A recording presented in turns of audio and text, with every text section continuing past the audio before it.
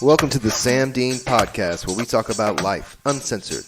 Thank you guys for listening. Thanks for the support. We're sponsored by Van Zant Coffee, vanzantcoffee.com.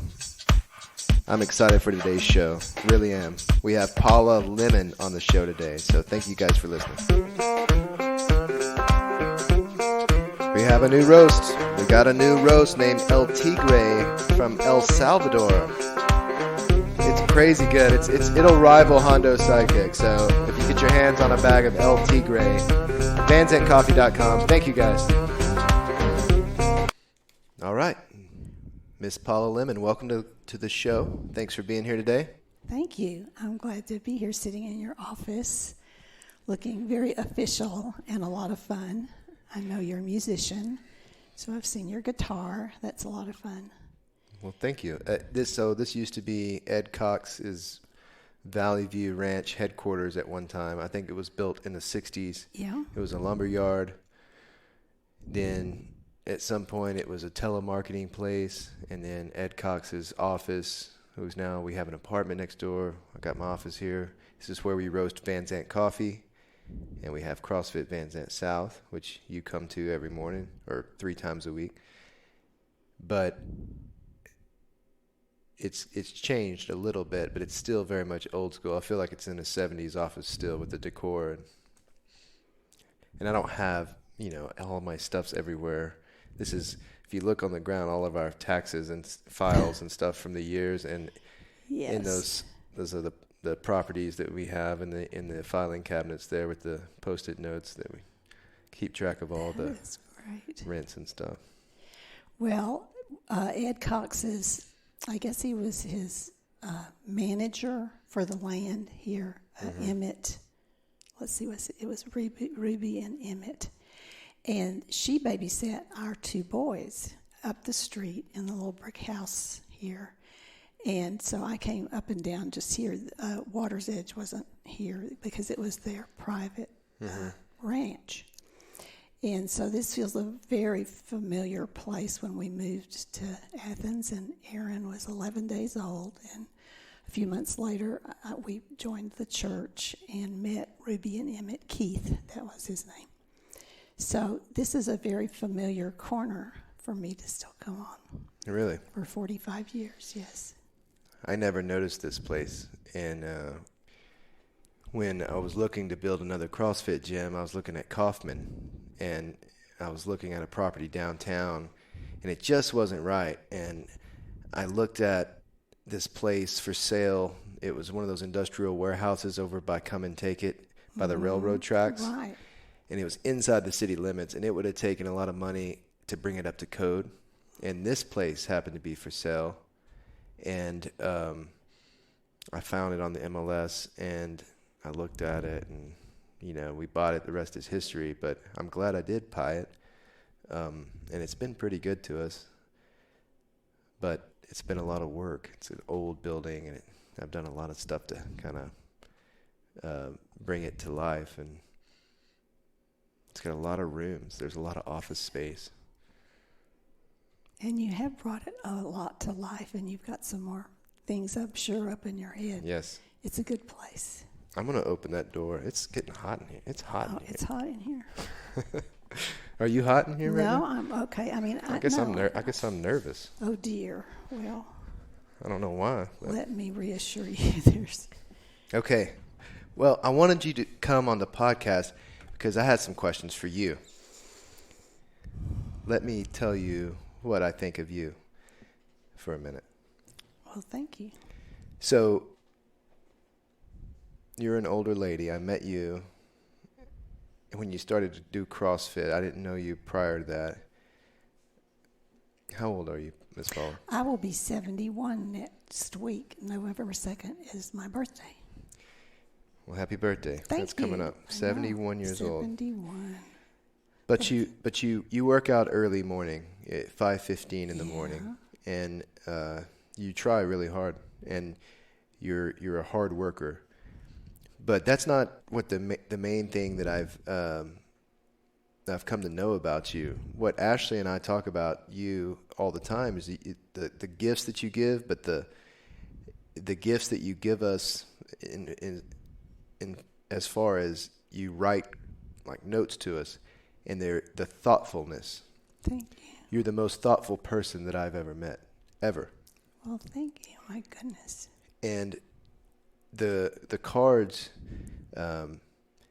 you can tell that you've spent time, thinking about what you're writing, and they're handwritten, and they really touch you when you read them. Who taught you? How did you learn that?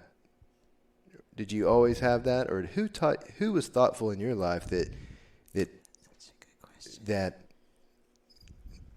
that you got that from?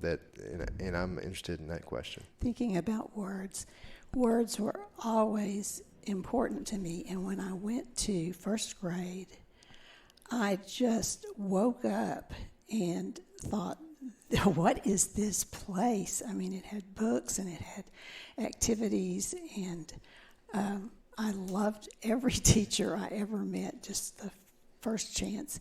And my mother loved learning. She had beautiful handwriting, and she was very thoughtful. And she taught Sunday school, and she had grown up as an orphan. She was adopted, but she had kind of she would just sort of stand in a room and kind of look, trying to figure out where she was supposed to be. Some of that, I think she had trouble bonding sometimes, but she was beautiful and gave a lot of thought to the holidays for us. She didn't really have those. She was 5 in the Depression, and she could remember.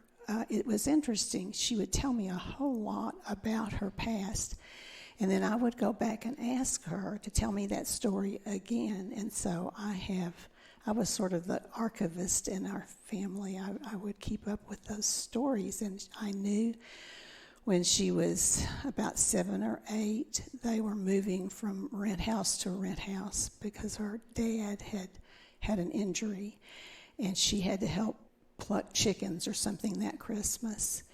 And she asked her mother, will Santa Claus come this year? Will I get a present? And she said, he will give you everything that he has. And in the darkness of the next morning, she woke up and she felt her way to the end of the bed to feel for her stocking, and it was empty. But her adopted mother had a beautiful bedspread. It was the last kind of fine thing that she had from their old life. And she had made my mother, Opal, a pink dress. And she said it was years later that she realized that Santa Claus really gave her everything that she had. Oh, wow. And so I had a mother who was that sort of connected. I just remembered that story so well, and it was so true for her to be like that. But she did that for all holidays. Her Christmas and holiday was always very pretty. It wasn't expensive, but she would make candles, and she made our stockings, and she made it guessing what a Christmas should look like. We were in a little country Methodist church, and she made everything beautiful. And for my dad, she would tease him when he would plant fruit trees. He would come home every day, walk out in the backyard and see if he had any apples yet. And so for one year on April Fool's Day, she tied fruit onto the tree. So when he came home that night, he would have an orchard on this little new tree. So I know my mother was really clever and artistic, and she was probably a natural teacher. And I didn't know until I looked at their pictures in my 30s and 40s. My mother and father were just Hollywood beautiful people. Mm-hmm. And Daddy started it was a feed sack recycling kind of company. It was Ace Burlap Bag. And he grew up in Arkansas, and he was the only one of the 8 children who moved. Mm-hmm. And I think he went to a business school, and I think he had big ideas. I think in the end of his life, he had, of course, and he was older. He was 25 when he was sent to Okinawa for World War II. He had a bunch of 17 and 18-year-old young men with him, and he was 25, so he got a little bit of training. He was the master sergeant. And the war really, I think for a long time, we couldn't see the damage, but he never really got over it. I think his whole unit was bombed on in the middle of the night, and he thought they all knew to run to the trenches. Mm-hmm. And he did, because he was a scrappy kid from Arkansas. But then when the sun rose, they were carrying all of his young friends dead out of the field, and he never got over that.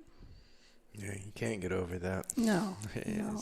And he didn't talk about it for a long time. It just always was a hard thing. But he was beautiful too. He was. Do you remember your mom reading to you when you were a kid? Yes. And I asked her. I loved words, and I would come home. I remember the day I came after church in the kitchen, and I said, "What does illumine me?" We had sung a song I'd never heard before, "Open My Eyes and Help Me See." I can't remember all the words right now. Illumine me, and I could say the sounds, but I couldn't picture the word. And I remember standing in the kitchen and said, "What does illumine me?"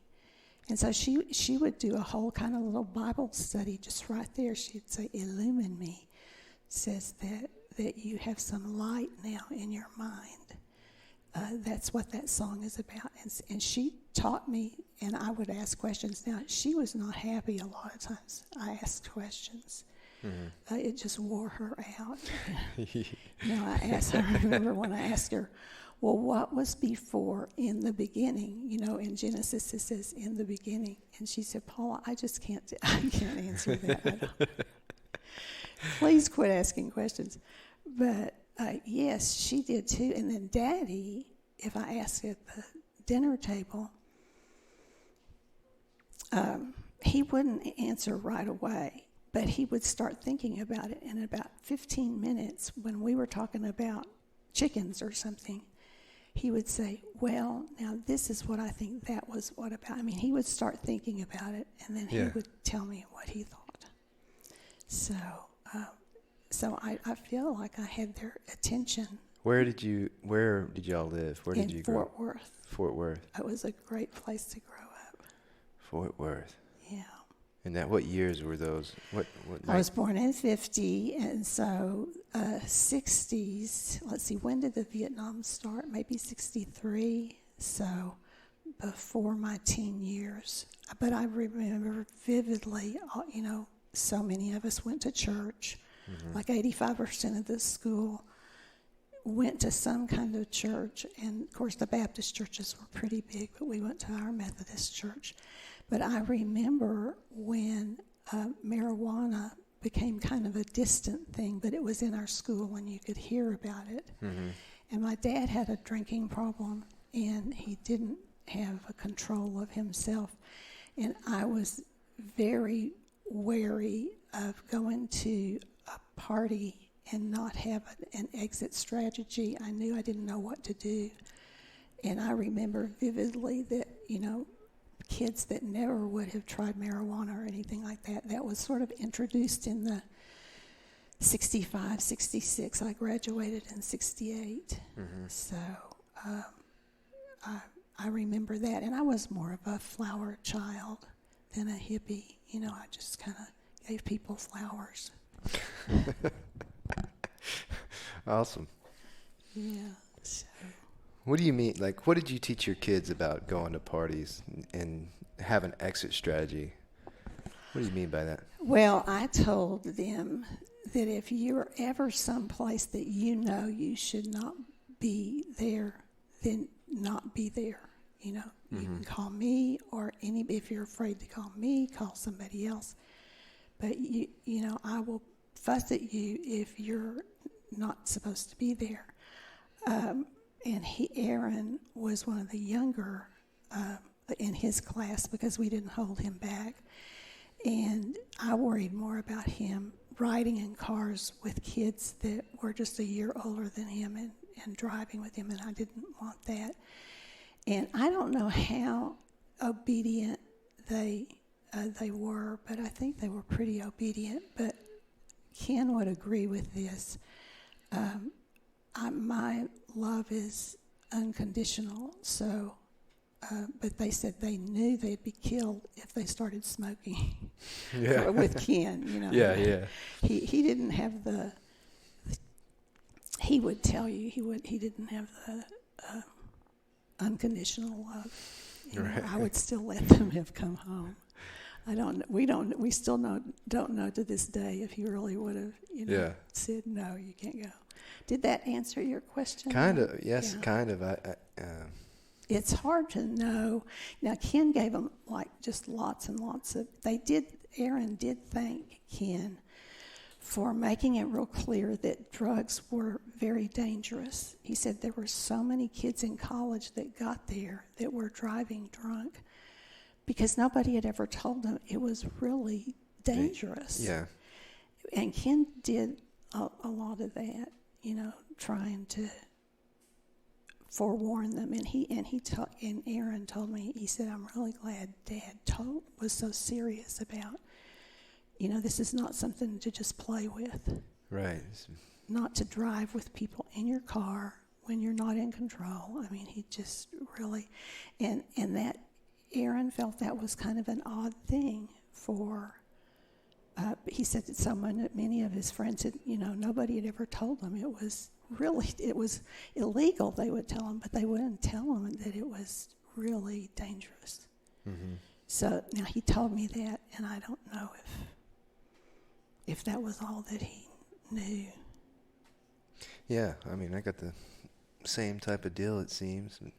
I was scared to, I remember I had long sideburns at one point because my grandfather, it was kind of the style of my grandfather's, but those sideburns, I couldn't have facial hair, but I could have a little sideburn. I couldn't have long hair. I had a crew cut and then sideburns, but that was kind of my rebellious. That's as far as I could go. I didn't have tattoos. I still don't have tattoos. Oh, really? I wouldn't get a tattoo because I feel like my mom and dad would be upset with me. Yeah. I was when Aaron got. Now it's just a little eagle. Mm-hmm. But I called our pastor and I said, he's gonna get a tattoo, and he said, and his body's the Holy Spirit's house, and he said, well, his house is gonna have a eagle decoration on it. Oh, I didn't think it was funny, but and then Adam told me, he said, Mom, we went to see him at UT his freshman year early on, and I thought Adam would have already had a piercing somewhere. and then so Adam just said, Mom, I get the idea that Daddy would kill me right now if I got my ear pierced. And I said, well, it's funny you should bring that up because Ken, when we got to in Austin and we were in the hotel room, Ken just had a meltdown with me. I was just praying, Lord, what is he telling me? Because he just said, if he pierces his nose, I will rip him out of this university. He can't hear. He can't come here. I'll take his car away from him. And I'm just standing there looking at thinking, okay, what are you telling me? And then he finally said he has the long hair and he's coming to the liberal university. And then he started crying and he said, I just need for him to look a little bit like me. And I said, Ken, they love you. Mm-hmm. Tell them not to do it, and they will not. So 3 years later, Adam came home, and he had some kind of piercing, and we went to the Mexican food restaurant. And when Ken went to pay, he said, Mom, I think Daddy's kind of losing it because he didn't say anything about my piercing. And I said, trust me, He saw it. he saw it. But so anyway, I just really tried to have a relationship with my boys. It's always hard because look at our world now. I just think it's even harder to be in. Yeah. I really do. Is that why parents don't want the kids to get a tattoo or piercings? Because really subconsciously they want them to look like them. Wasn't that that's the truth, I think. I think parents want, especially for the children that are opposite of you. Mm-hmm. I think we do want our children to look like us. But now, I was always fascinated. See, boys are so easy for moms, I think, because they can do anything they want to because I was never a boy. Mm-hmm. So I was kind of fascinated with when they would want to do something. It was like, wow, that's really cool. I think I would not have been a good mother for daughters. I think I would have really wanted her to look like me. Mm-hmm. And I just knew, Ken would probably have her on a softball team instead of a ballet class. Yeah. That would have been hard. So maybe gender's part of it.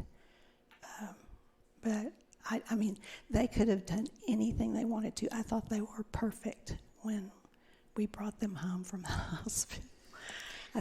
I just felt like Princess Diana with her heir and a spare, I had two princes. I really felt like that.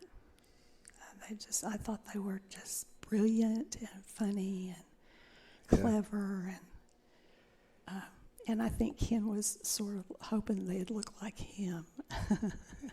Yeah, I'm trying to, George and I haven't talked about tattoos or, he's 7, but he got, we got a new football yesterday and he's playing little dribblers again. He has the same coach as last year. Halloween is this Sunday and, he's going as Tom Brady, the, greatest football player of all time.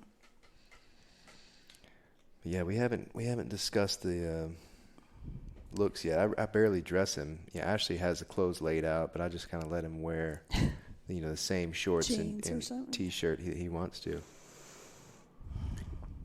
All right. Let's see. So, do you have siblings? Yes, I've got spectacular siblings. I've got one brother and 2 sisters, and we're kind of spread out in our ages. Judy was born before the war, and the others were born after the war. And talking about World War II? World War II. Okay. Judy is 80, and then she was 9 when I was born, and then she was 11 when my brother was born, and then the baby, she was 15 when Deanna was born. And so Deanna was born in 56, and we just think we're so fabulously funny when we all get together. We think we're very clever, and all of us are very artistic. Do they live in Fort Worth still, or? We're still in Texas. Everybody's still in Texas. Yeah, we are. Yeah, and my brother got the land, which is out in Poolville. Uh-huh. And he married and has, 4 daughters, and one of them has a house on the land, and so he lives there with his wife.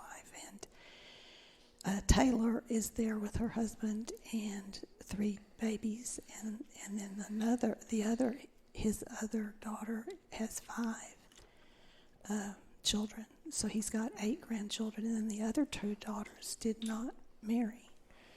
And Judy my sister lives in Buffalo, where our little plot of land is.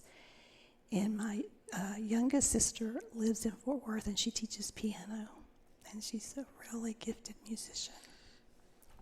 What was your nickname for Judy when you were growing up, or did you just call her Judy? I just called her Judy, but I called Deanna Nana. She had to finally tell me, please quit calling. What'd they call you? Did you have one? Daddy called me Pee-wee, I think, for a little while. But no, we didn't. And Roger was just Roger. We didn't have wonderful nicknames. You went to high school in Fort Worth, in Eastern Hills. And where did you meet Ken? At Baylor. You were at Baylor? Mm-hmm. And he was too. Undergraduate? Undergraduate. So Ashley went to Baylor. She's graduated in 2005. Yeah, see, but she's much younger than I. I was there in 68, and there were like 6,000 students total. Mm-hmm. No Greek clubs were there. They were all service and social clubs. And a lot of people, we just wore jeans or homemade clothes. There were missionary kids there. It was not the wealthy, incredible campus that it is now, but it was a wonderful school. Why did you want to go to Baylor? I needed to go to one of the 3 schools in Texas because I wanted to major in Latin, because I loved my Latin teacher. And they were one of the schools that had Latin, and it was the only one that was kind of little. I knew I would drown at University of Texas or University of North Texas because I just needed a small place. But at TCU, they didn't have Latin? No, there were just 3 places in Texas. Okay. So I was the first person, I guess, in our family to get to go to college, and Daddy was not really keen on that. He wanted me to he said to be a teacher or a secretary would be okay.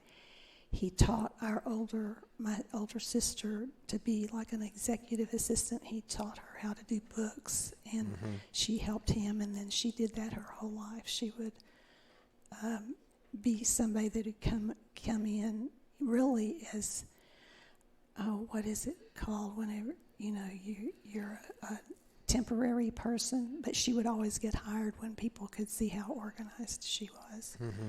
And so she did executing kind of in an office. What drew you to Latin, the language? Oh, the words. You could learn one word in Latin and it would give you 10 or 20 English words. It was just fascinating. But the teacher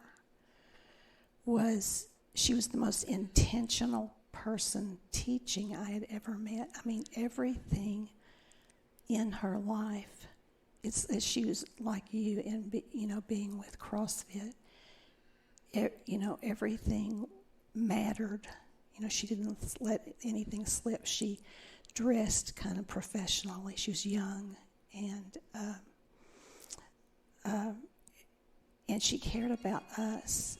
And the minute she walked into the classroom the first day, I always loved my teachers, but this was somebody I had never seen, that everything that she gave to us mattered. Nothing was busy work. It was all. She was just a fabulous teacher, and I wanted to be just like her. What was her name? Jan Cox, and then she divorced and remarried somebody else, but her handouts were beautiful, and she was beautiful, and she knew where and then back in the day there were about 30 kids in each class, and she had 5 classes, so she was as big as a history class or a science class, and she made it fun, but she was very serious about us doing well, and it changed my life, and because I knew that I wanted to be a teacher, that kind of teacher. So, where did she learn the Latin? At Baylor, and her teachers. It's interesting you're asking me that.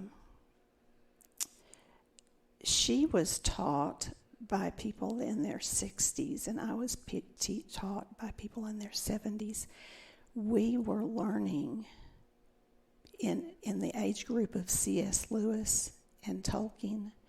So I have an Edwardian Latin kind of degree. Like they're teaching it differently now. It's still wonderful. But we had the older teachers who made you memorize English and Latin, and it would be old-fashioned. It would be from 1880s. People that learned it young in 1880s were teaching me in 1950 and 1960. And so those were her teachers too. I had Dr. Butler when I went to Baylor, and he knew her. But she was in her 20s. Mm-hmm. And so can you give me a history of Latin, and just what, for someone that doesn't know much about Latin, the language, anything really other than what I've heard from you. Well, things I've read. It's so important. Well, why is it important to you? And just give us for the listeners out there. Well, dear, let's see. And for me. This is how I'll say it.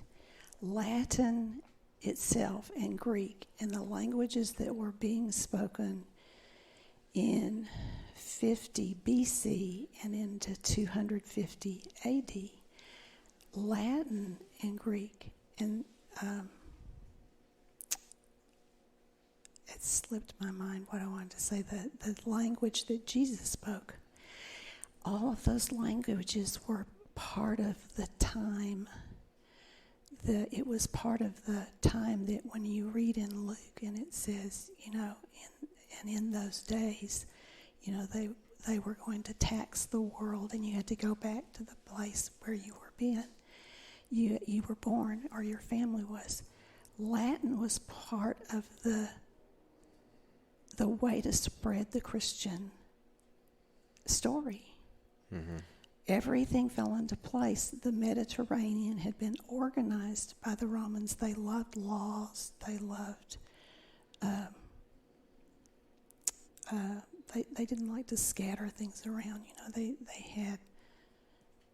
really brought the law, the idea of a law that if you're a Roman citizen, you have privileges. Well, they had been doing that for, say 200 years.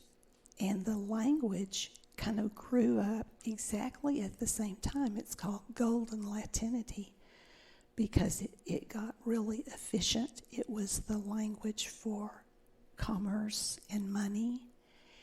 And that was part of the fullness of time. That was the word I was trying to think. In the Bible it says, Jesus was born in the fullness of time.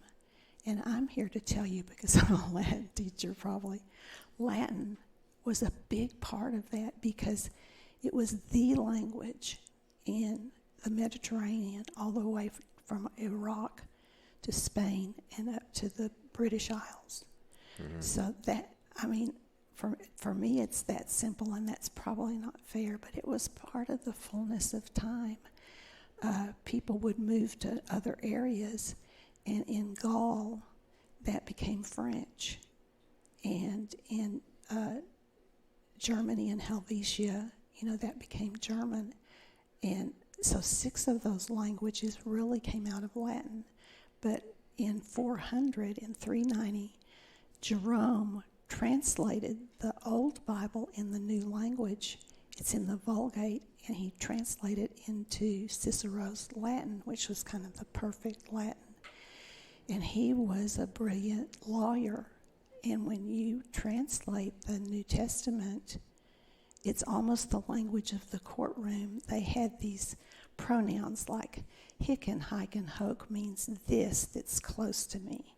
And elud is something that's farther away. And so you'd hear them say, this man, hic homines. You can see them kind of pull their toga here and say, this man and that law. And when you read it, you really see the language of the courtroom. It just is that making sense? Yeah, absolutely. Yeah. So, and it was more, it wasn't as fancy. It did get so fancy nobody could read it, but they were practical, and so I think that's important. If you want to know about the Bible, I think you need to study Greek and Latin, but it's hard. For some people to do that. And we've got great English translations now. Well, that's fascinating. I learned some stuff today. Yeah, it is. After Baylor, you and Ken got together. Yeah. Or you got together at Baylor. Yes, we did. What happened? What happened after that? We got married, and he was accepted into medical school, and UT in Houston had just opened. And I still wonder, why was it so cheap? Because I put him through medical school. I taught at Spring Branch High School, which was your salary was lower than a Houston kind of school, but it was kind of like Highland Park or something. That a lot of the people were the mothers were lawyers, and the husbands and fathers were doctors. It was a real professional group, and I got to teach history and Latin there, and he went to this medical school, and I got to drive his car, which was a 66, I want to say it was maybe a Cutlass, and all of the kids at this school had much nicer cars than I did. But I had Hank Duke's son. No, that's not right. It's Red Duke was the doctor. He had 5 kids, and I had Hank. Mickey Floyd was a car racer person. I had kind of some people with celebrity, and these were very serious people about education, and the administration really wanted teachers to have freedom and to be good at what they were doing, and it was a fantastic place to teach for 3 years. They had 6 languages, 4 years, and I had the Latin department, and then I did history, and I was very well supervised and kind of helped to just kind of come in. And I mean, they told me the second year I was there, they said, you came in kind of like, I am the teacher. And I felt like that. Anyway, but I only made $500 a month, and that what our apartment was $180. And we paid his tuition and books, and it was only like $250. I mean, we had to, save all of that. But we felt like it was possible. We weren't afraid. We felt like we were ready, and we were just 21. Now, Ken was 22, and he was a man of the world. I was very shocked when he'd say, now, well, if we only have $15 for our food, so if the peanut butter goes over $15, you have to put it back on the shelf. And I did a lot of crying. Oh, no. But it was so great. And he finished medical school. And see, DeBakey and Cooley were on all the horizons of heart surgery. I mean, it was such an exciting time. In Houston. In Houston, yeah. In Well, 1970s? 1972, yeah. And because they were, DeBakey and Cooley weren't, one of them was in Houston and one of them was in South Africa they were trying to be number one with open heart surgery. It hadn't been polished yet. And, and that kind of opportunity is not like that anymore. Because we didn't have a lot of money. Open heart surgery in the fact that, in a sense that to help people when they have a heart attack. Yes, that they could do more than they had before. Yeah. They just died. Yes. And suddenly they started opening the hearts up and doing it while the heart was beating. And yeah. Wow. Yeah, big stuff. That's a big step. Yeah. It was amazing. I think that was, well, now it's 50 years ago now that started doing. I wonder what they're going to do 50 years from now. Oh, I'm glad I'm not going to know. Okay. Oh. So okay, and then after he graduated medical school, 75, then we came to Fort Worth for the family practice program. He pretty quickly knew he didn't want to do some narrow specialty. he loved all of it, and he loved the family notion of it, and it's still a really good program. When he first came here, his partners, and he said they felt like within 2 or 3 weeks they were saying, we are so prepared to come out of that program, because they were just able to just go step right into ER work or whatever they needed to do. They were very pleased that they had gone where they went, because it's at John Peter Smith, and that's like Parkland. And I mean, they had, gun shots and people that were sleeping in the dumps, and they would dump the dumpster out, and those people would get hurt, so they had fixed them. And they just got fascinating stories. What did you do in Fort Worth at that point? I taught Latin at Nolan High School, which is a Catholic school, and I had never done that. And it was neat because they used the Latin for worshiping. At least they were losing it then. They weren't doing Latin anymore, but some people still wanted it. So I got to do that, and then I got pregnant with Aaron and had him, and we moved here when he was 11 days old. Did you take communion at the Catholic school? No, they taught me to take a blessing, and it always throws them now, because I felt really proud. I knew what to do, and I did this. And he said, "Do you want a blessing?" And I said, "Yes, sir." And I almost felt like one of the dwarves, 7 dwarves. I wanted to get back in line and do it again. I thought that was fun. I didn't know what to do at West Point. In basic training, they let us on Sundays go to religious services, and they always had food afterwards. So we were starving, and so I went to the Catholic service as well, and whatever food I could get, I was for that day. I was considering maybe possibly converting at the time. I hear you. And they had some cake, and I did all that, and I want to say I tried to go in the Jewish one as well, or whatever they had, and it was funny. But anyway, they had some food, and we were just hungry. We were hungry. Oh, of course. Because if you didn't go, you sitting out in the field. I think. No. And you sit there. Okay, and then you moved to Athens when you're. When you had Aaron. Yes, when I had Aaron. And Is Ken from Athens?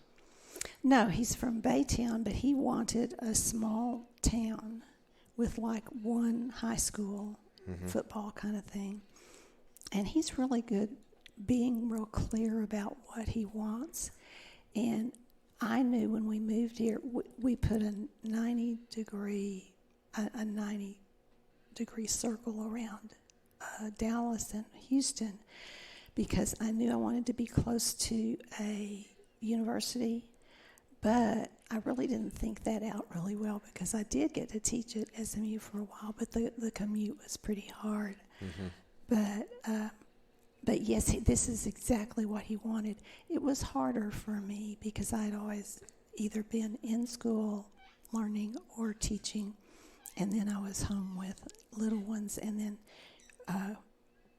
doing anything Ken did. Ken and I found that I can't work for him very well. I think I'm really good, but did you try to work in the doctor's office? Yeah. I did, and what happened? I just had my own ideas, and I just didn't understand why that was such a problem. He said, "No, I want it to be done this way," and I wasn't clever enough to just say, "Oh," because I'd go, "Oh, well, now let me just shine some light on me, illumine me, let me illumine you." It didn't work. That's hard to work with your spouse. Ashley and I, it started out really rocky, and we've gotten over it. We work pretty well together now. Good. But I remember when I was trying to coach her through some CrossFit and at the beginning, and she did not like that at all. Yeah, and that sounds like what Ken would say, and I think he felt really offended, and I was like, why is he so offended? This is such a good idea. So I found some other things to do, and then Adam was here 20 months after that. So we were a family. Why? I mean, I know you wanted a small place like Athens, but why did y'all ultimately pick Athens, Texas?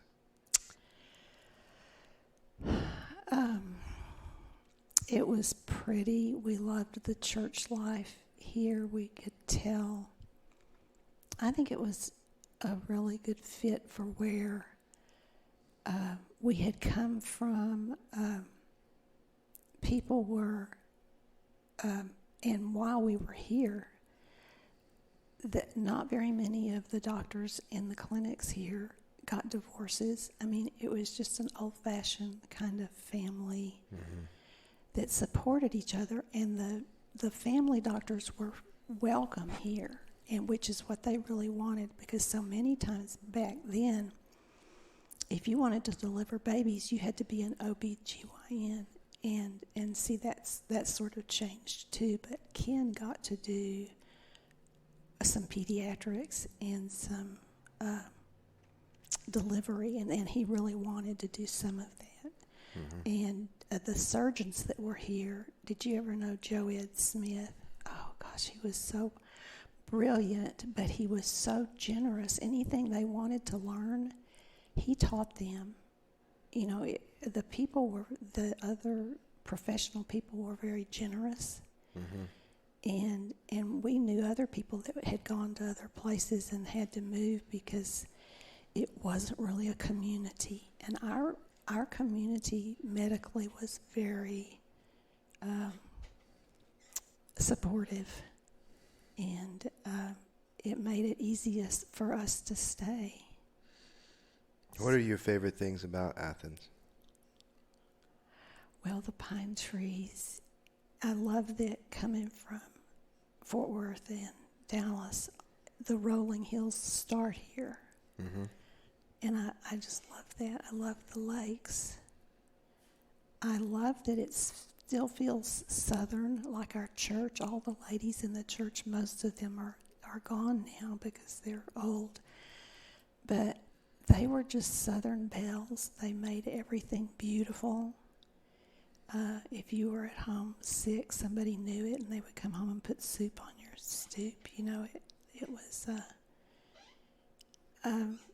It was a very human place where people cared about each other, and they still do.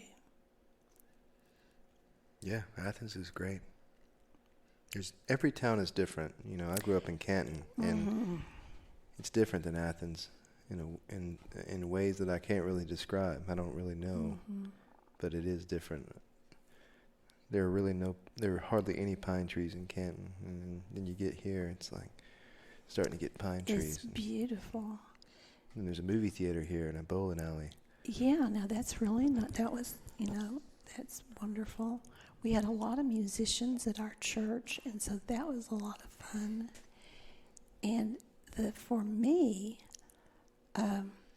people have just found me here. I mean, somehow they find me at my house, and I have just some really deep, wonderful relationships with very unique people like you that I don't think I would have gotten to have known somebody like you in a big city. I might have, but I had an adult harp student a few years ago, and it was so much fun to teach him. He had always wanted to learn, and I thought, how is it possible that, in this little small town, he lived in Tyler, but he worked at our courthouse, and he became a good friend, and I've met I think my friends are just amazing people. Let's talk about the harp. When did you start playing this? Oh, that's a good way to say. When I got here, Ken remembered. I don't remember telling Ken I wanted to play the harp. But one of his new patients, her husband had died, and he was a Methodist minister. Thank you. He was a Methodist minister.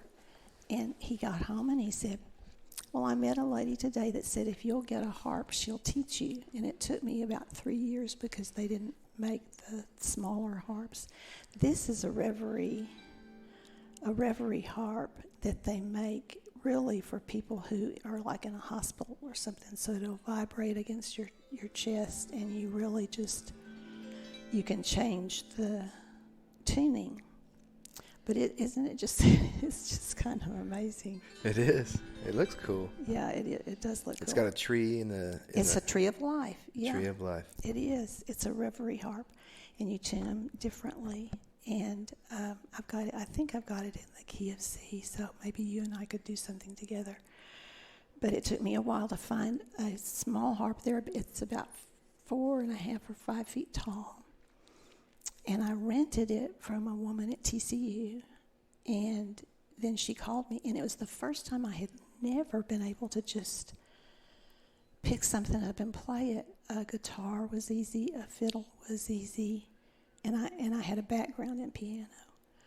But I couldn't make this harp. I couldn't figure it out because this one is, it's flat like this. Mm-hmm. But a harp that you play into yourself, you know, it's different than a guitar. Mm-hmm. And that just threw me. So anyway, she called and she said, I'm moving to Alaska, so you need to buy the harp or bring it back. And I can't believe Ken said yes, but I said, I know I can learn to play it if we buy it. And it was $900. It was a used one. And it's just, I still have it, and she's just beautiful. But it took me 3 months because what I did was took Silent Night like this, and then I'd turn this hand to kind of go up Silent Night, And when I finally learned that piece, everything fell into place. I could play it, but it didn't come easy, and I think it's because I was an adult. Will you play a little something right now just to, so I can hear what you got going on? I don't know what I would have. Let's see. I wonder if the audio's picking it up.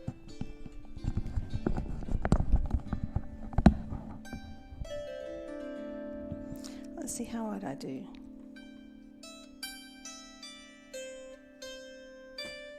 How would I play this?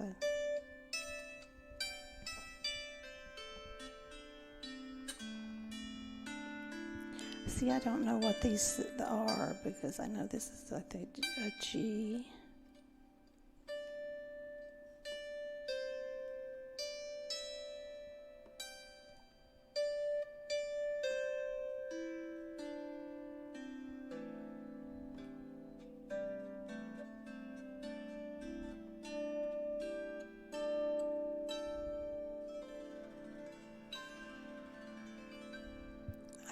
I can't do Silent Night right now, but I'll teach myself and I'll show you. It doesn't have to be Silent Night. You can play whatever you're feeling, whatever comes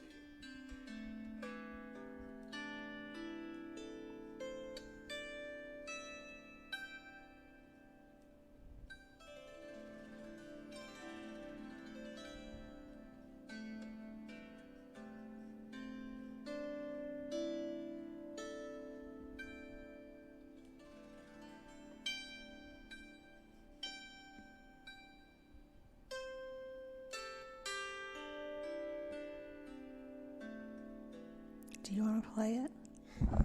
Sure. Of course you do. I feel like I'm about to get a massage or something, or or like I could take a nap. I like it. It will put you to sleep. Yeah. Oh, see, that's great with your fingernail. Yeah.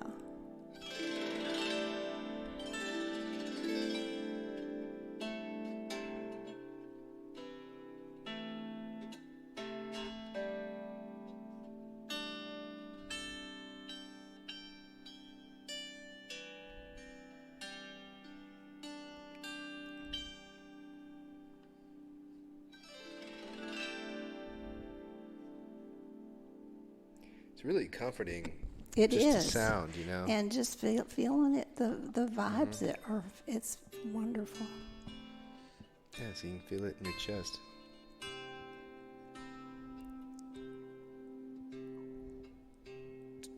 That's nice, yeah.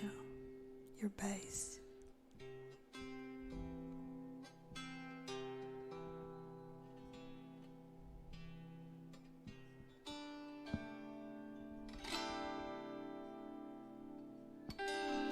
That's cool. I'm glad you like it. I did like it.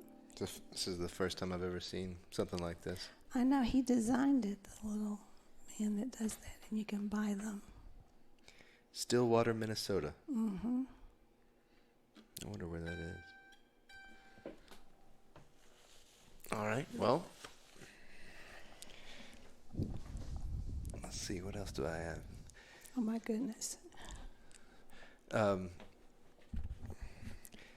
guitar. All right. Yeah, I want to hear your guitar. You hold this. Oh, yes, and I'll see if I can play with you. And we'll play together. Let's see. I don't know if we're picking it up on the microphones or not. Ooh, that's beautiful.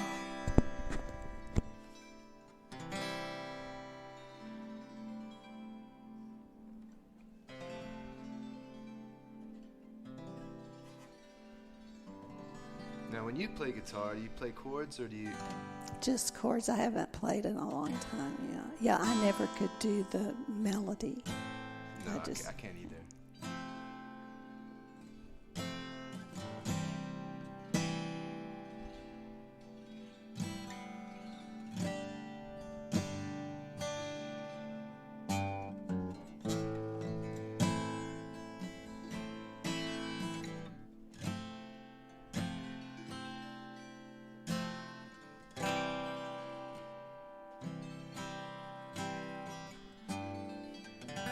This guitar, this is a Gibson Hummingbird.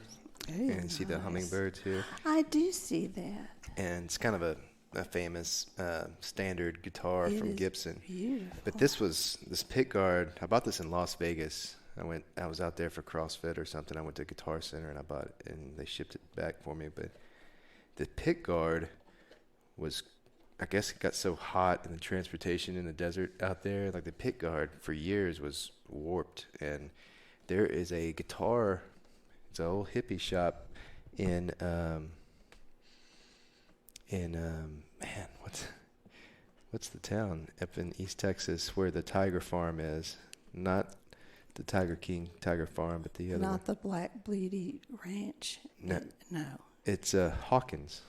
Oh. It's Action Sound in Hawkins, downtown Hawkins, and you go in there and they have hundreds of used guitars that they fixed, but they can fix wood and really expertly rehab instruments and amps and stuff, and I had that done on this one.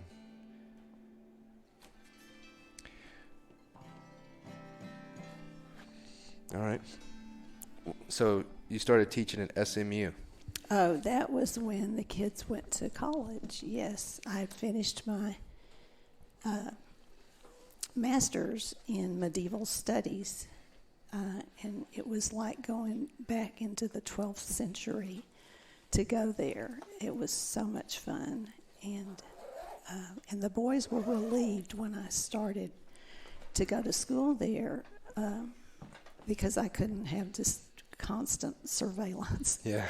And I would go on whenever they had courses that were 3 hours long, just once a week, and it was just a really fun time, and Ken was the one that encouraged me. He said, "You talk about it all the time." He said, "I think you ought to go get your master's." Mm-hmm. And so it took me about 6 years, and so then they were going to college, and I didn't have a job yet, so SMU needed an adjunct, mm-hmm. And I just met wonderful friends there, and the students were just great, and but I got breast cancer after 5 years, and I taught 1 year after that, and I was just too tired, and I hated to let it go.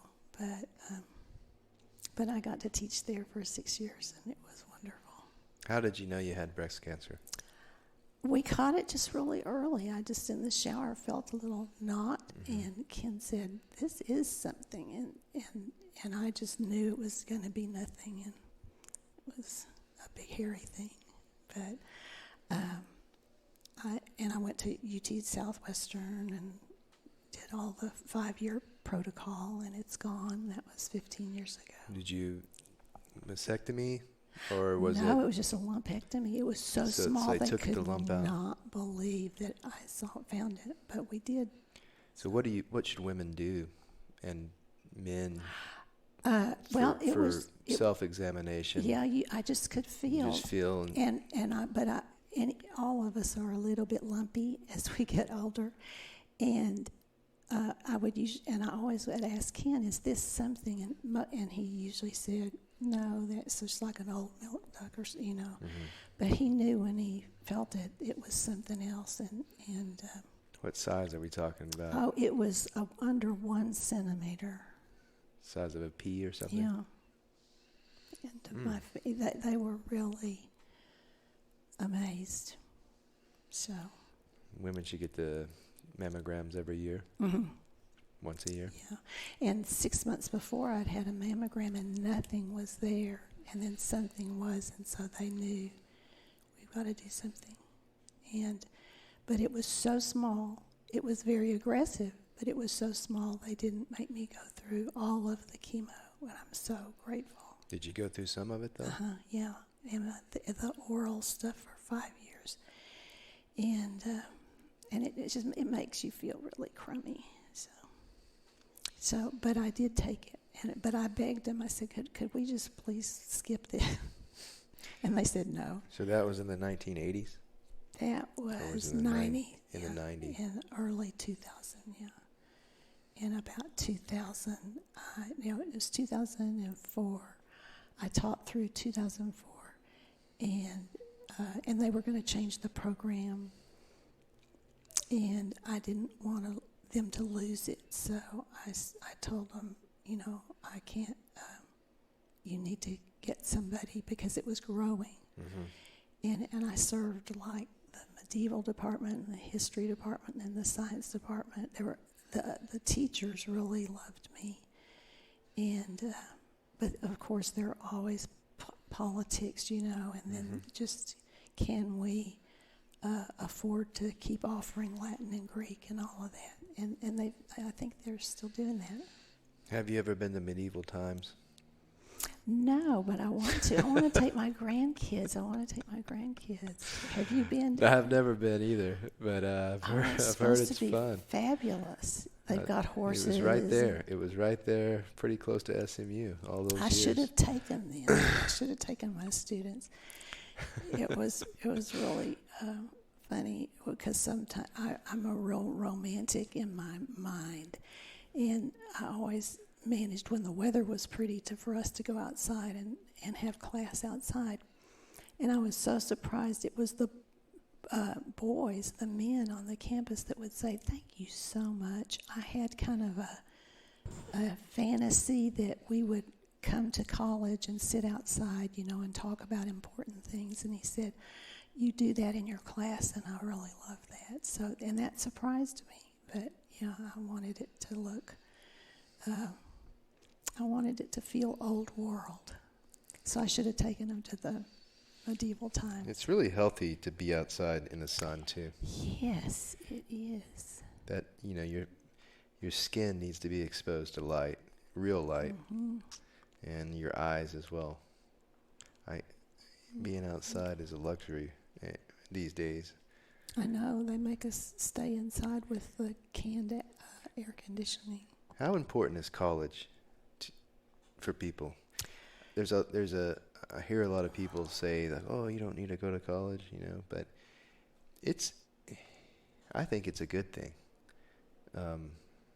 personally, and it's not a waste if you're trying to, figure your life out and what you really want to do, and be exposed to more than what's just at your high school and what your parents know. Yeah, but things are changing. I watched, Aaron and Adam and their colleagues. Their parents would spend a fortune, and then they would have trouble getting a job. I think some things have really changed. I needed, because I wanted to be a teacher, going to college was a good thing. I think that's changing, and I sort of hate it, because I think what education in life should be is what you asked me at the very beginning. Who taught you to be so intentional? And it was so many people that were intentional, like, your life really matters. What are you going to do with your life? Are you going to give?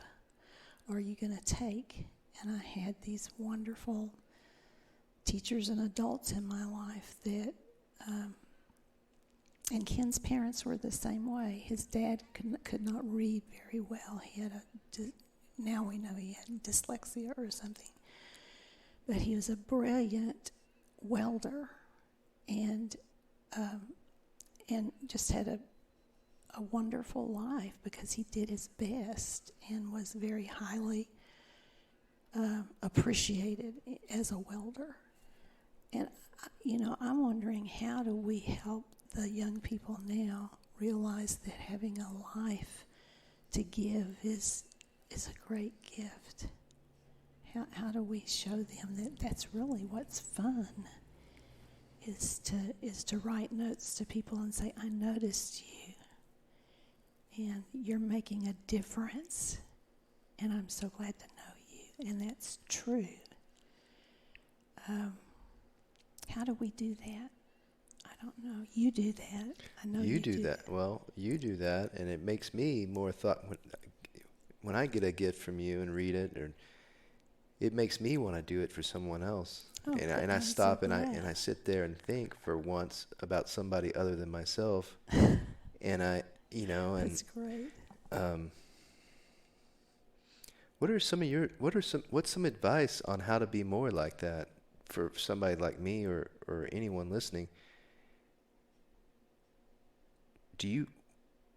When you wake up in the morning, I know you come to CrossFit, but what do you do before that? Do you have time where you sit there and think about what you're going to do that day, or the notes that you're going to write? Because you obviously have to think about me and Ashley before you write that. Mm-hmm. At what portion of the day do you write those notes? Oh, it used to be just 24/7. I'm having a little trouble with my writing and my thinking, but I enjoy it so much. Now I have to kind of make a list. I thought this morning I mailed some thank you notes yesterday, and then I realized there were 2 others that I hadn't written. And I can tell as I'm getting older, it's going to be a little loosier, goosier, I guess. But I think what changed for me at SMU, I did not know I had a dream to teach on a college campus. But it felt like it was too late. But I knew when I went to grad school and people said, well, what are you going to do with it? I just thought, okay, what am I going to tell them? Because I have no idea. So I started telling people, I don't know, but it's going to be wonderful. And that was a great way to say, this is what I'm going to do. I don't know, but it's going to be wonderful. I could not believe that SMU called me because I had gone to All Saints, the junior high in Tyler, and I'm so embarrassed. I told Jesus that day as I drove home, you can come to me in blue flames and ask me to teach 7th graders Latin, and Jesus, I will tell you no. I mean, it was such a bad day. I'm not good with the 13 and 14-year-olds. I'm better with a little bit older. Yeah. Anyway, SMU called me, and Ken said, are you sure you want to do the drive? And I said, yes, it was my chance. And it was a really good match for me and the friends that I worked with. The one woman that I met that became such a good friend, she had a way. She's another one of these people who wants everybody whose life she touches is positive. I mean, she really did her life like that. And she turned me into a university professor without me even knowing it, but she'd look at my syntax and stuff and say, okay, now you've got a little space right here. She never made me feel dumb, but she was my gray wolf. Have you ever had a gray wolf in your life? Do you know what I'm talking about in a gray wolf? No, explain to that. Oh, I'm so glad we're going to talk about this story. It's so important. I wish I knew what book this was in, but when I went to SMU, it said, when you're going into a new job with new people, find a gray wolf. A gray wolf is somebody that knows where everything's buried. They've been there a long time. They may not be the dean or the president or somebody. They may be on the kitchen staff or cleaning your building, but they know where things are buried, who happened, what happened to somebody else by this. They know all the politics, but they don't get pulled into it, and so they stay alive. And so I told God, I really need a gray wolf. Well, Jan ran the language lab, and she was one of these people that's so unfortunately smart that she threatens people that aren't quite as smart, that have more power. And she was just always in trouble. But she was brilliant. I told her, our new Japanese professor looks terrified, and she's down there trying to copy something, and I didn't know how to help her. I was trying to tell her to come meet you. So Jan did this. A gray wolf will do things like this. She said, okay, watch me. And I watched and I listened, and she said, you go to her and you tell her someone is waiting to help you. And I said, okay. I tell her someone is waiting to help you. And she said, yes, but what else do I do? And I said, so she did it again, but she did it bigger. She said, someone is waiting to help you. And I said, she said, you've got to do your hands, because in that culture, when we're doing this with our hands, an Asian person, she won't hear it unless you do this. I did exactly that. And I mean, this girl was just immediately, where is she? Where is she? She knew that kind of thing to tell me. The other thing that happened almost as soon, the Italian professor, who was probably in his 50s, Vincenzo, and I was an adjunct, so they had put me in a small office with 2 other people. I mean, it was a lot smaller than this, and the 3 of us were in there, and I was just fine. Well, he came, and I noticed he was lurking in the hallway, and he said, I can help you get your own office, and I was really kind of put off by that, and I thought, oh, shoot, I don't know. I mean, I'm from a small town. I don't know if he's, trying to be stupid. And I felt terrible to ask Jan. I said, I don't have anybody to ask. But I said, is Vincenzo kind of a cheesy guy that flirts with people? And I mean, that's exactly what it was. And I said, what do I do? She said, you go to the chairman of the department now and tell him exactly that. And I said, can I just say I'm from a small town, I'm here to teach, I don't play around. Can I say that? She said, say that. Well, I go down there, and Vincenzo had told me, he said, oh, I'm going to get your office, and he comes in just as I go in, the lead guy. And so I had to pull my chair up really close to Bill Beauchamp and said, Vincenzo seems to think he wants to help me get my own office, and I don't care about that, and it bothers me. I don't want him to bother me, and I'm from a small town. And I mean, it ended. Now, 2 years later, when he had to sit in my classroom and adjudicate my teaching, I got a C or something. But he left me alone. So a gray wolf will do that. The other thing she did, there was a woman in the medieval department that I knew I was going to have to deal with her a lot, and she was really used to getting her way. I mean, I could just tell that in meeting her. And so after about 2 weeks, she asked me to come eat lunch. And Jan started this conversation, and I'm just so grateful. She said, I want to tell you something that I would want to know if I were going to be with Bonnie for the first time.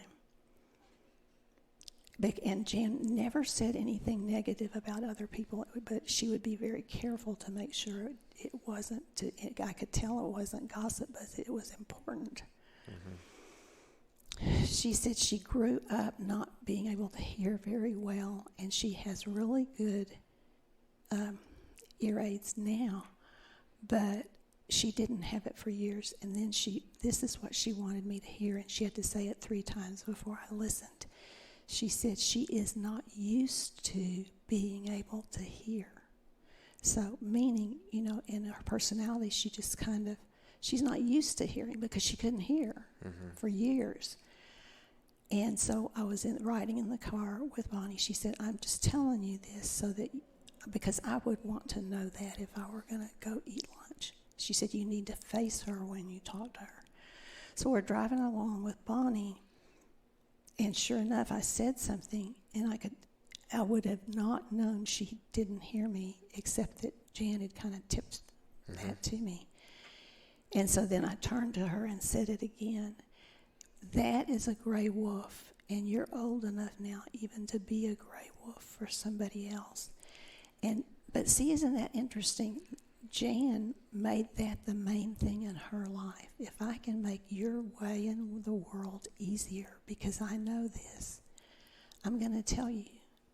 And she was just a fabulous help to me and other people because she could just see it. And her daughter's the same way. Her daughter does a kind of an audit kind of thing in these big companies that make cars and thus, and she's the adjudicator.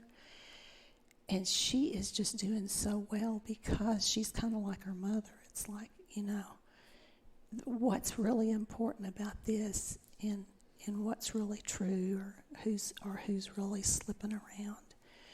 So see, I've had those people in my life always, and it's so much fun.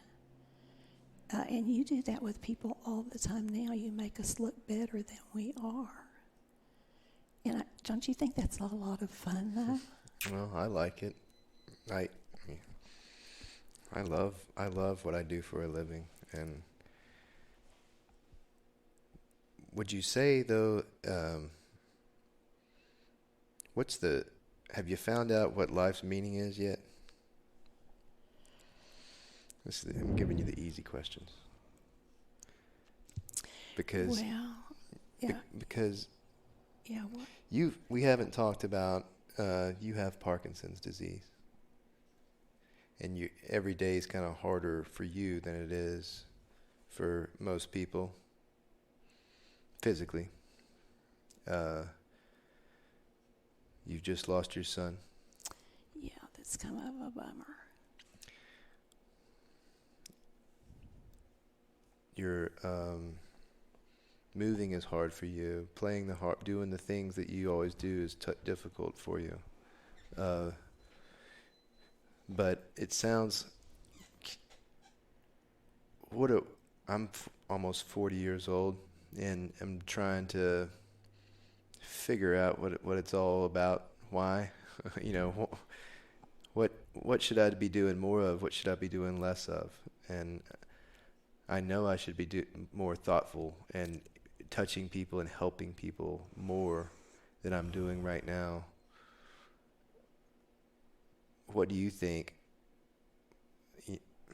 That's not an easy question. I don't know, but what have you figured out now that you're 70? What have you figured out that you could help? That's inspired me. Somebody. Well, it was really the reason I'm here is this book because it changed Aaron's life.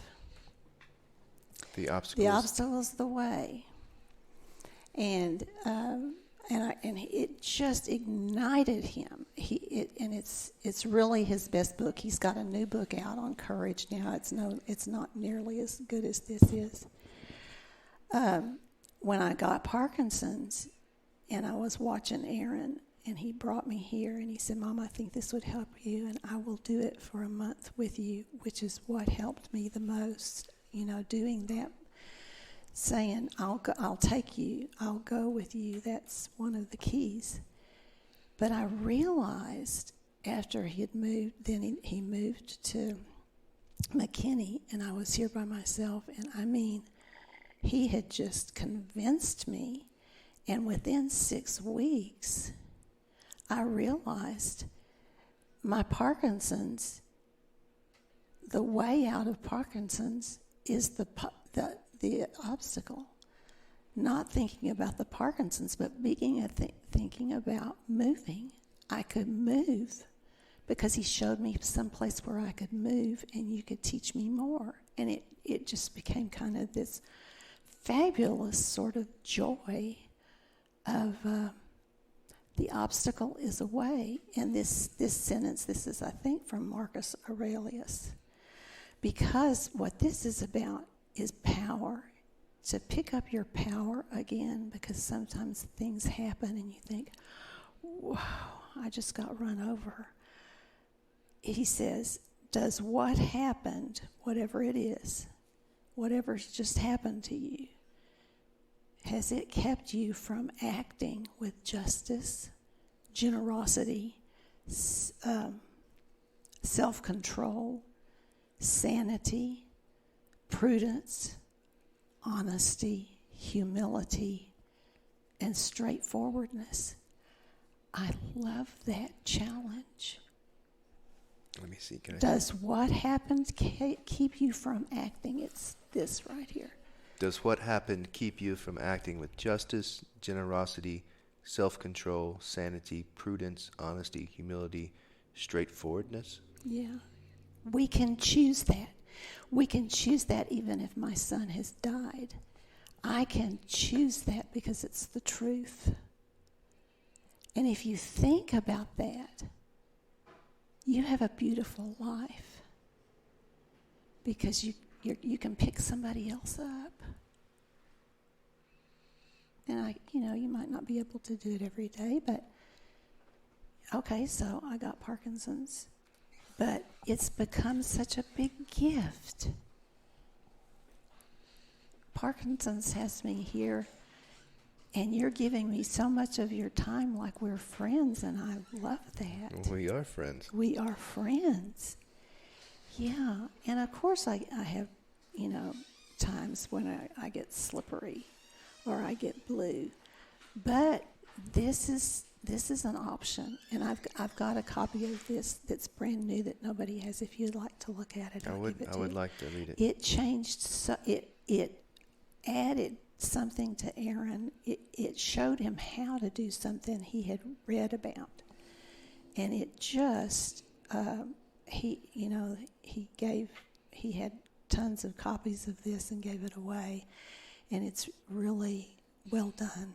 That he graduated A&M in class of 2000. 2000 from high school, probably. No, 96. And then 2000 from A&M. A&M, that's right. And he's an Eagle Scout. Yes. I'm an Eagle Scout as well. Yes, I can tell. Eagle Scout. What, did he like Boy Scouts? Yes, and he didn't have a choice because Ken just insisted, and then Adam didn't like the merit badges, but he did explorers. Then so Ken hiked with him, and both boys, when they wrote their little essay for their colleges, the life lesson that they wrote about was going to Philmont and hiking with their dad. It was very significant to that's them. That's the pinnacle of Boy Scouts, the Philmont thing. Oh, I never. And you never got to do it. Never got to go. I hope you get to do it with your son. They just loved it, and it was hard. I mean, Ken said halfway up, he's told Aaron, he said, I'm sorry we haven't gotten to the camp in time for you to do some of the things that they're doing there. And Aaron said back, oh, Daddy, it's okay. He said, I'm just glad I'm alive. It was a big rainstorm. I mean, one of their leaders fell, and so he said, Daddy, it's okay. You know, I'm just glad I'm alive. But our poor children, we were probably just too tough. But this book just really added so much to Aaron, and it's given me choices. The Obstacle is the Way by Ryan Holiday. Yes. The Ancient Art of Turning Adversity to Advantage. Yeah. And I'm here to tell you, it really works. Tell me about Parkinson's.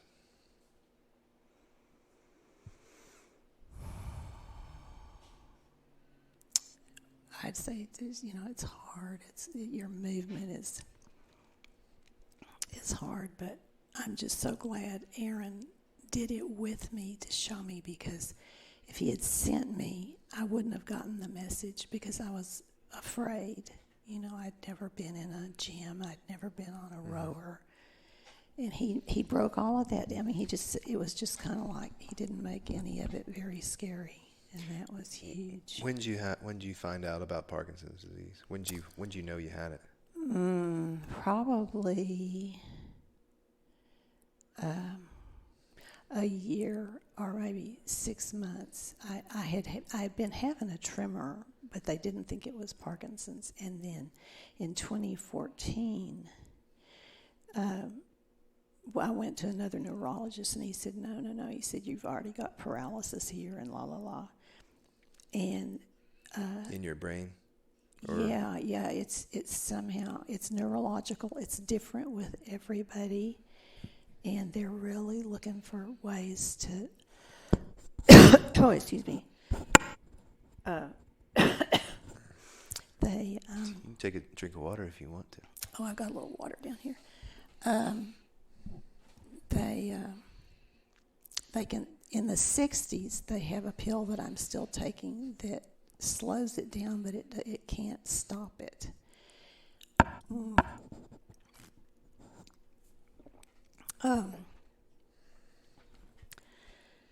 But you can't stop it, and I'm not worrying about that right now, but I'm thinking about it more than I have been, because one of my friends got COVID, who was like 5 years ahead of me, Melvin Bateman, and he died on the same day Aaron did, and so I'm kind of thinking about that I've told God I'm going to try to be really as chipper and chirpy as I can, but if I let myself think very much about it, I kind of get scared. It's affecting me. I used to be a very calm, always just still as still water. And the Parkinson's has a lot of,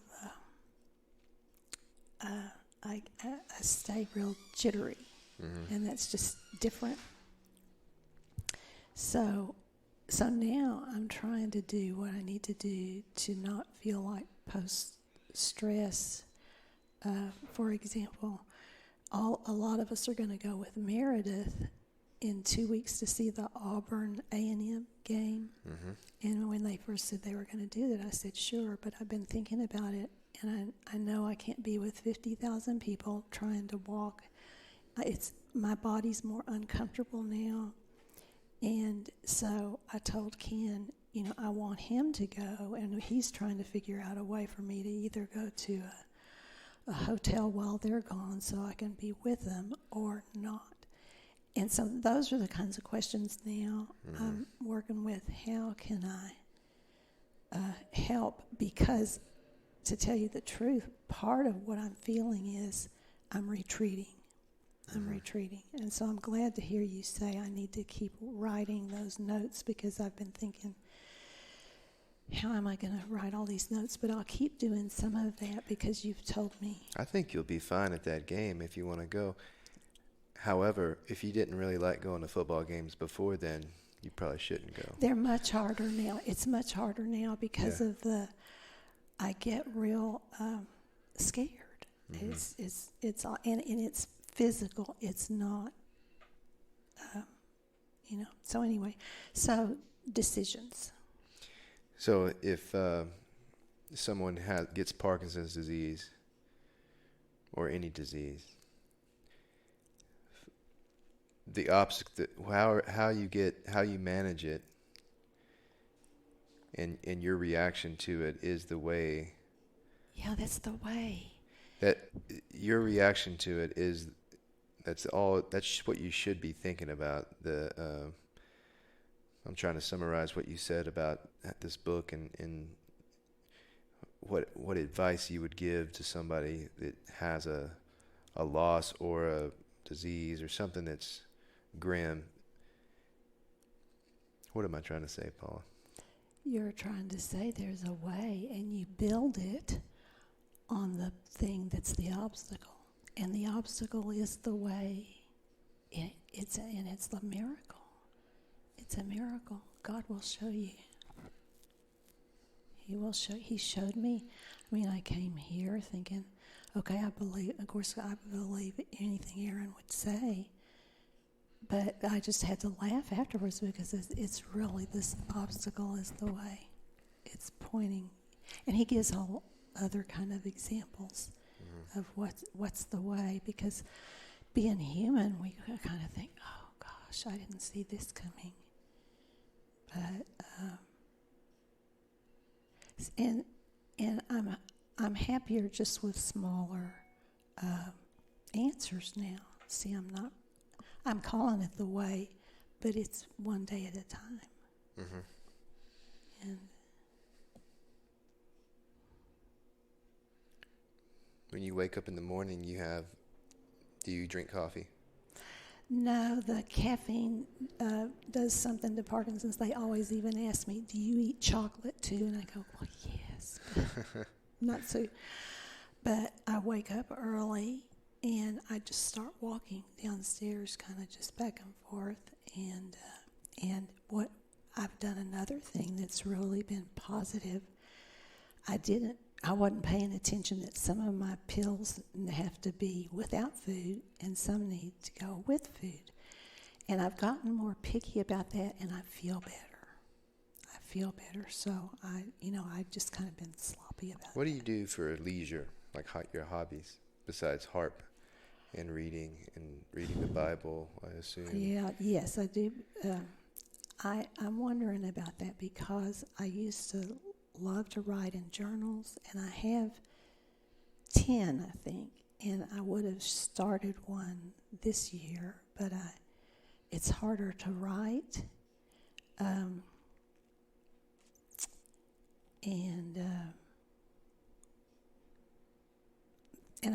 And today, this week, I've been trying to sit down at the piano or the harp and see if I can play something, because that's just been really, I guess, just frustrating. I don't know where to, since I can't do the other way, how do I come up with another way? But I've got friends I can call and say, would you spend some time showing me what could I do? But when my back started hurting, I have gotten to where, I lie down and I take a nap and stuff, and I don't want to do too much of that. But these last 6 months have been different. Yeah. But I'm trying to walk. The Jopi Drew, the guy that I had that album. Yeah. Produced. Oh, I love him. Produced that album. But he cut his hand on it. He went to high school with me, and he was always a good guitar player. He cut his hand on a table saw because he worked at a cabinet mill in Canton and really kind of deformed his hand. But he had to relearn kind of how to play guitar. That's what I need, is a different way. You just need a different way. And just like everybody else, I fantasize about let's finishing a work, songs that I've written maybe, and you just got to sit down and do them. You got to sit down and play every day or every other day, 3 times a week, like you do CrossFit. Yes, and I've quit doing that. And so, but I love to think about CrossFit as my first thing in the morning. But I think I'm trying to figure out if I'm going to come at 9 o'clock or something, because I am watching my driving, and it's dark.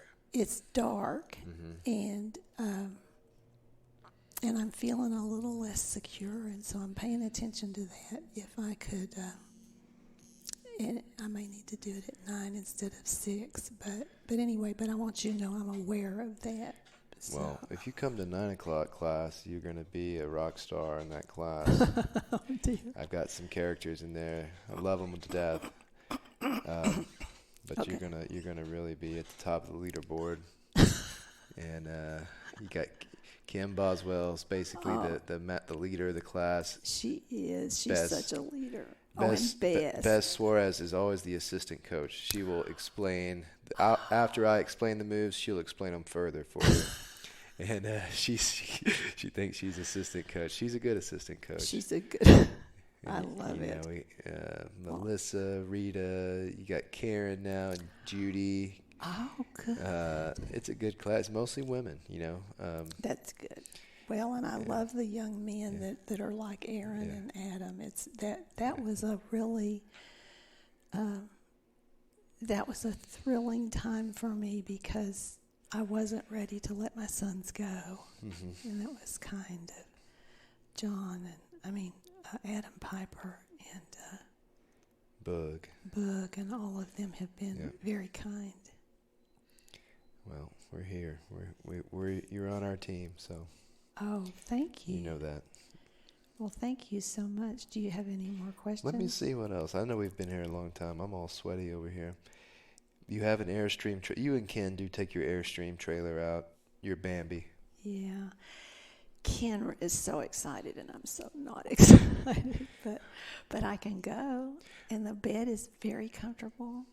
What's it about women that don't like RVs? I think it's because for me, I can't really walk around in it very far.